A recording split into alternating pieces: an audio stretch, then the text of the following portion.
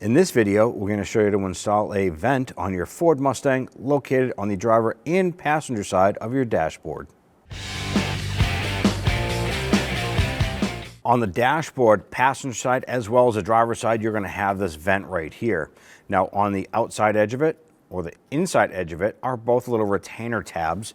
We're going to use our trim tool and get underneath the edge and just gently pry that up and release those tabs. You're going to pull that out. Make sure this is clean inside. Go ahead and take the new vent. You're going to slide that into place and you're just going to press it in. You're going to feel those little tabs lock into place. You would repeat this process for the driver's side. When only the best will do, demand TRQ. The only company that lets you view before you do. TRQ is committed to offering the highest quality aftermarket auto parts that are engineered for peace of mind. Thanks for using and viewing with TRQ.